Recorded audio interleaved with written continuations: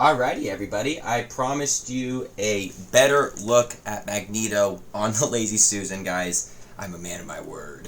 And God, it was a pain in the ass to get this thing on there. But I'm glad we did, because I now can give you guys a little spin and a little look of the amount of detail that went into this base. If you guys watched my the part 1 review of us firstly talking about this, you guys did see the pictures of this X. And this X right here, guys, is super fucking complicated to put together. Because you have this little screw that's right here that holds all this together to where Magneto can actually sit up in the air. Because you guys can see down there with his feet, he is levitating in the air. And then you got these pieces right here. These are two, let me turn this so you guys can see it a little better. These are two separate pieces that you got to key in. And the directions do not explain that well of how to do that. Let me grab the booklet and show you guys what. This is the booklet you get for installing Magneto. Literally the worst instructions ever, because it's a top-down view. So it's literally from up here down, not like this. Like with Prime 1's instructions, it'll actually tell you how to install it. So, like, that was a little frustrating on itself. And part of the reason why this piece took so long to set up. But it's beautiful. I think the X was such a great touch with this piece. I feel like it really adds a lot to the base and makes it truly terrifying.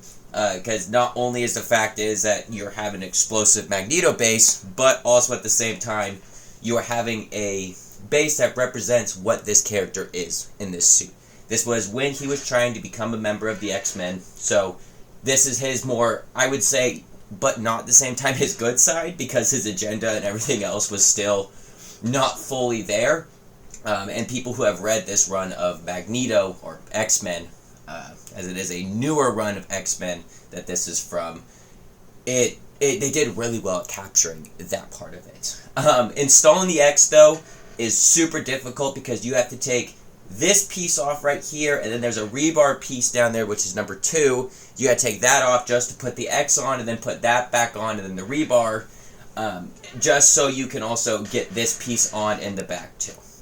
Some things that can get a little frustrating if this piece is being moved is the missile right there. It bounces around like crazy, so when you are trying to take pictures or something, just kind of make sure the missile doesn't get hit, or videos, because then it's going to bounce around and you're going to kind of see the metal wiring up there, but otherwise, it does a pretty good job of hiding itself. I mean, you guys saw the pictures that I posted of this beauty.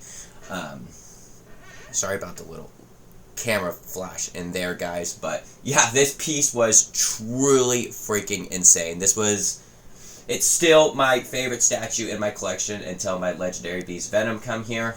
But this piece is freaking beautiful. We'll get some measurements in just a second here. But the detail they put into this is just truly insane. All the gears that are right here that are coming out of the explosion. Very freaking well done. I just knocked a rebar piece out. That's awesome. Super cool.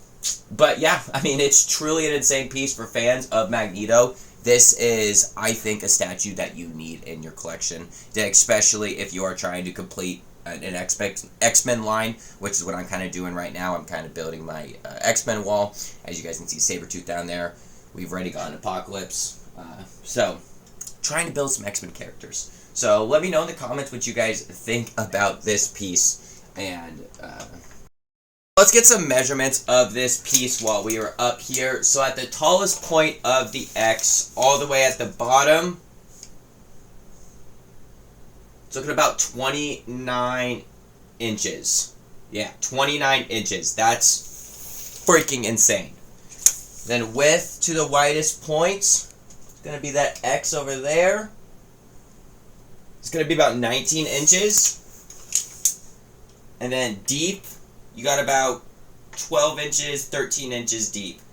Maybe 15 or 17 with the widest rebar.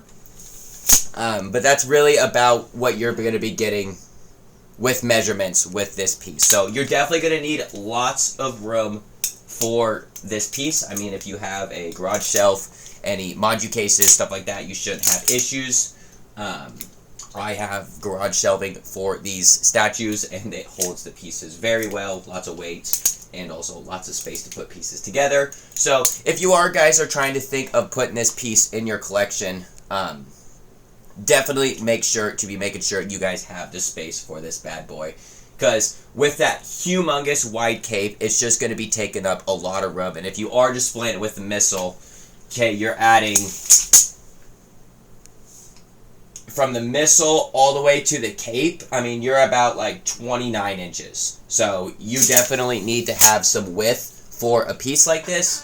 But I would say even with the sheer amount of size, the 2 hours setup, the 35 pieces, this was still worth it. And I'm glad we were able to get a part 2 for you guys to kind of show you it on the turntable, giving you that better look of it, to show you how menacing this piece is. I'm super excited to just be collecting more of the X-Men displays, more of XM Studios, and getting more of these pieces out for you guys to be reviewed.